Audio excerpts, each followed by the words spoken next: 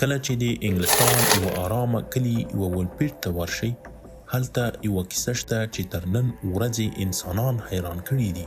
یوه ورځ کلیوال حیران شول چې دا لیوانو کندې ته څیرمه 2 ماشومان ولاړ دي، خو دا ماشومان له نورو توپیر درلود. د دوی پوستکی شین رنګ درلود. دا ماشومان نه یوازې دا چې ژبه یې ناپېژندلې وه، بلکې جامې یې هم پردۍ او عجیبې وې.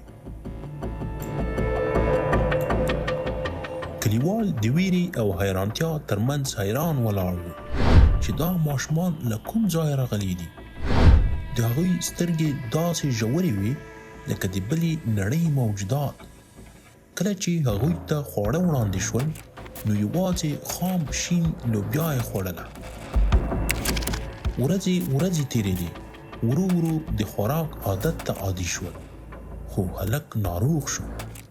هلک ډېر کمزوری شو او بالاخره د نامعلوم لامل له کبله ومړ، خو نجلۍ ژوندۍ پاتې شوه او ورو ورو یې د انګلیسي ژبې زده کړه وکړه.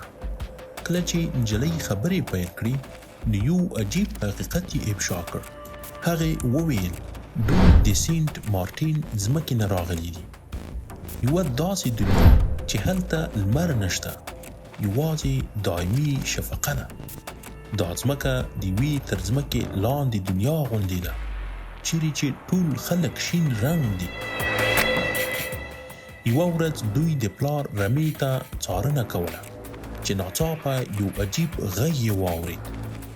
دوی غږ تعقیب کړ او کله چې سترګې پرانیستې، نو ووپید کلي ته رسېدلی و. دا کیسه تر نن ورځې د انسانانو ذهنونه ښوروي او حیرانوي. ځینې پوهان باور لري چې دا ماشومان ممکن د بلې سیارې مسافرین وو. نور بیا وایي چې دا ماشومان د ځمکې لاندې یوې پټې نړۍ اوسیدونکي وو، او ځینې بیا دا کیسه یوازې د سوی تغذیې یو اثر بولي، خو حقیقت ورسره برابر نه و. د نجلۍ بیان هیڅکله له انسانانو سره پرتله نشوای کېدلی. هغوی داسې ځای یادوو چې د انسانانو لپاره هیڅ پیژندل شوی نه و. کلیوال به تل د هغوی سترګې د بلې نړۍ ستوري ګڼل. حتی وروسته له دې چې نجلۍ د انسانانو ژوند ته عادت شوه، خپل اصلي ټاټوبی یې هیڅکله هیر نه کړ. د سینټ مارټین ځمکه یو داسې ځای چې له انسانانو پټ پاتې شوی دی.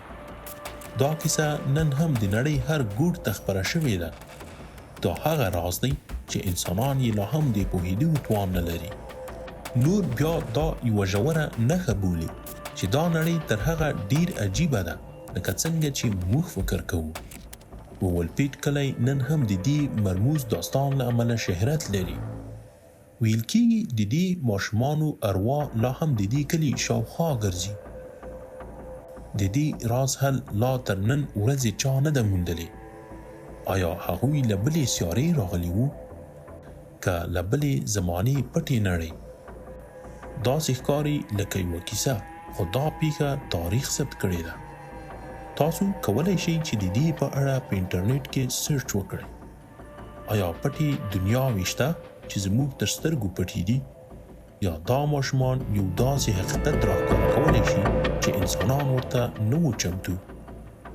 دا نجلۍ د انسانانو نړۍ کې واده وکړ، خو زړه یې تل خپل ټاټوبي ته تړلی و. تر مرګه پورې یې خپل راز له ځان سره وساته. د هلک ناورین او مرګ د دوی راتګ تر ټولو دردناک یاد شو.